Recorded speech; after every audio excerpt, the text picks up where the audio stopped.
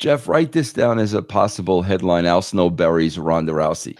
Just No. jot that down, please. That's a video. Russo'sBrand.com, where the pros are the pros. All right, what else you got, Jeff? Well, Ronda Rousey is going scorched earth on WWE.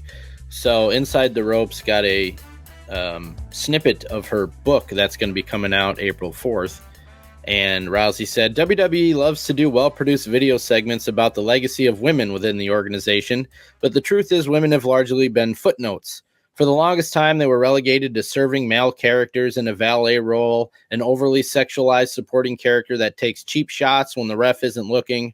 Over time, as the level of female talent grew and society as a whole started to shift, the organization gradually expanded the role of female wrestlers. WWE bills itself as a sports entertainment organization, and just like in the mainstream entertainment industry, there was, by all accounts, a casting couch culture where men backstage in powerful positions pressured female talent for sexual favors in return for airtime. There were so many public accusations and scandals, it's hard to keep track, and more that I'm sure WWE managed to sweep under the ring. WWE and women weren't just being demeaned backstage in WWE, but center stage. Up until 2007, bra and panties matches where female wrestlers won the match by stripping their opponent down to her underwear were an actual effing thing. Even after that gimmick was retired by WWE executives, I'm sure very reluctantly, and Can I interject real quick? Yes. Why is it? I'm not, I'm not on any side of the fence, but I just find it ironic that we always bring up the bra and panty matches whenever they have some kind of criticism of female wrestling. But didn't we do, like, for men, we did the tuxedo matches and the, similar matches where you strip the other guy down to his underwear and socks. We've done that for years. It was just a gimmick that we had done with both sexes. Howard Finkel had the tuxedo match, remember? Oh yeah, no, bro, I got the idea. The objective was what? Yeah, well, I did an evening gown match based on the tuxedo match. That's where the idea came from, the tuxedo match. Yeah. I don't know why it's okay for the guys, and nobody talks about that. And it is. Everybody uses that as one example that they always hang their hat on. And every time they what's so weird though about that? Well, here's what's so weird about that, bro. It's the bra and panties. It's the name, bro. A bra and panties is a freaking bikini. That's what a bra and panties. There's no difference between bra and panties and a bikini. None. But it's just something about calling it bra and panties, and oh my God, it's so degrading towards women. Bro, you should have just stripped them down to a bikini, and then everything would have been fine. I guess. I don't know. Crazy. I'm not on any side of the fence. I just find it the irony in the fact that nobody mentions that for decades the men have done those exact same type matches. Yeah. Jeff, write this down as a possible headline. Al Snow buries Ronda Rousey. Just jot that down, please. That's a video. That's a video right there. It's not. I'm not burying anybody. I'm not. So she says they retired the bra and panties match, I'm sure very reluctantly, and with a lot of lamenting about political correctness. It was still clear that the organization placed more value on a woman's physical appearance than her physical ability. The Divas era, with its pink rhinestone butterfly title belt, dawned around the same time. Women, while now portrayed as wrestlers, were still expected to look a certain way. Lots of makeup, little clothing, and huge boobs. It would almost take another... Can I interject one more time? Yep. Again, I find the irony that we're now discussing about women's appearance when don't we expect the kind of same thing from the men? It's the same exact thing, bro. It's the same, Isn't it a cosmetic business, whether it's male or female? But then why is it always brought up just for the females? The men wear the tidy whities. But no, whether they wear them or not, but they have to look at right. It's a cosmetic and aesthetic business, both for men and for women, is it not? Why is it okay for one and Not the why And is now, it? not only Why that, do yeah. we badger the one? We never mention the other. And Al, based along what you're saying, I know when I was booking, Al, I never booked the bra and panties match. That all came after I left. But bro, I also knew, bro, these women worked so hard on their bodies, bro. But the Dieting, guys do gym. too. No, but my point is, here's my point. Bro, Yeah.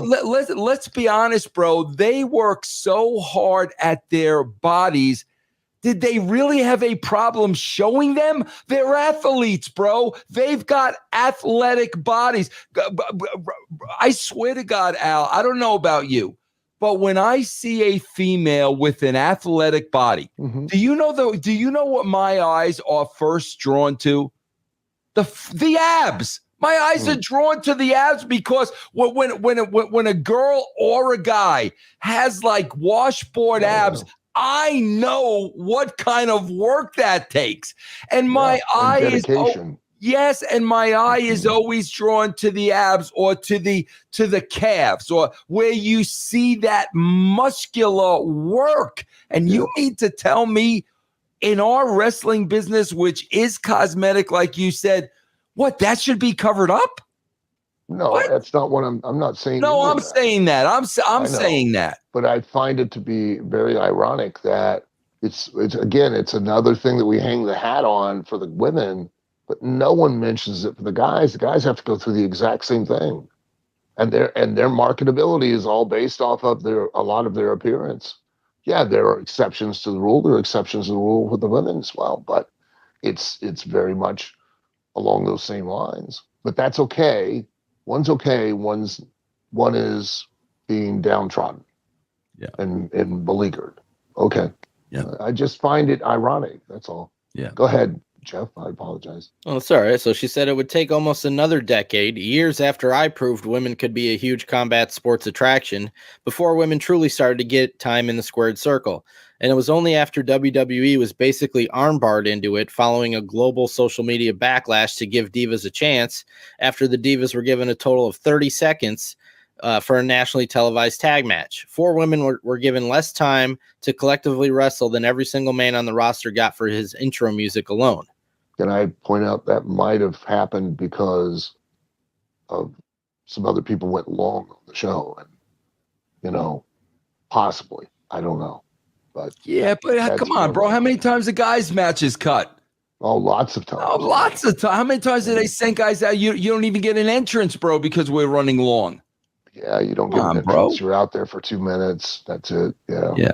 That's weekly part of the business, bro. Men or female, bro. But I promise you, Bruce Pritchard is not sitting in a gorilla position where, holy shit, bro, we're running 10 minutes long. Cut the girls' match. That's not how it works. Cut whatever match. Exactly. And not only that, Al, you're cutting a little of everything till you make it up. You're playing catch up the whole night. I know very well. I'll be doing it. Of course you know that. Today. Yeah. It doesn't matter if it's a man or a female in the ring, bro. Not at all. But go ahead. I find it ironic that we center on those things, but they're across the board. But what else did Ronda? Maybe we could book Ronda Rousey stretching Al at OVW. That would be money. That'd be awesome. Yeah. There you go. All right. What else, Jeff? Go ahead. So she says, presented this information as a person outside of the wrestling world, you might draw the conclusion that there is a troubling, foundational, sexist, patriarchal culture within WWE. You would be right. I have nothing but respect for the female wrestlers who paved the way for women wrestlers today, and nothing but disgust for the amount of sexist, degrading bullshit that they were put through.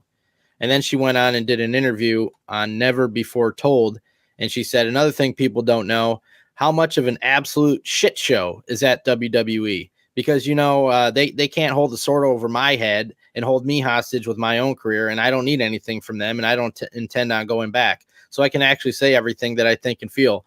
Where everybody else that is there is still held captive by the organization, and they cannot. And then she also said that John Laurinaitis and Bruce Pritchard can go fuck themselves.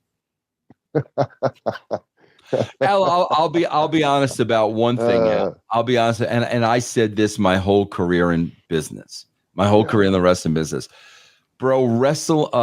wrestling was to me like 1,000,000% more sexist than it was racist. But I'll tell you how it was sexist, Al. And let's be honest.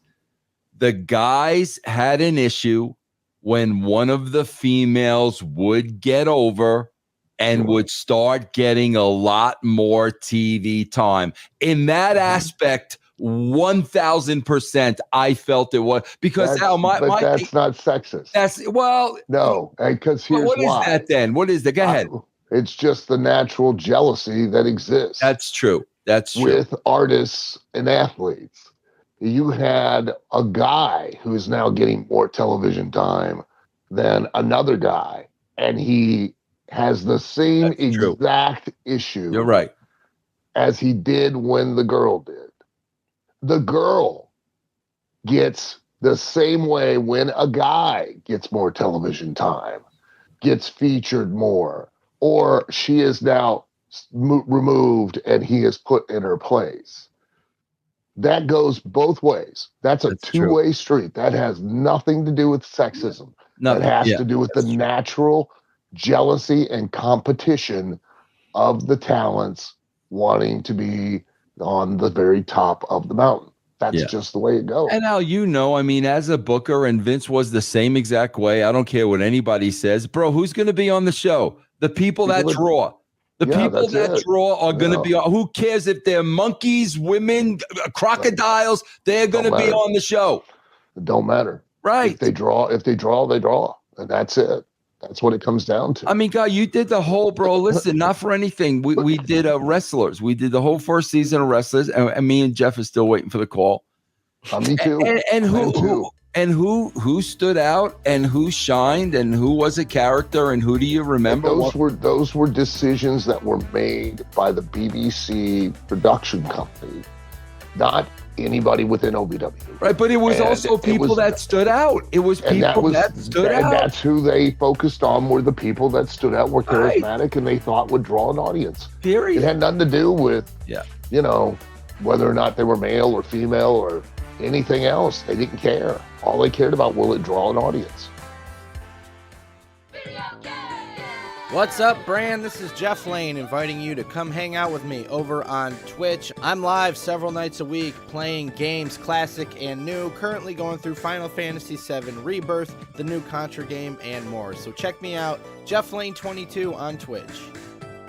Mike Durban was on here and he was talking about the Conan Major Bendy's action figure. You got one too, don't you, Vince? Yeah. These are high quality, like the high quality packaging, high quality art, high quality figure. Yeah, very nice. Yeah. But Durban wasn't kidding, guys. These are real high quality. So you can even get these autographed. MikeDurban.com. Check them out before they're gone.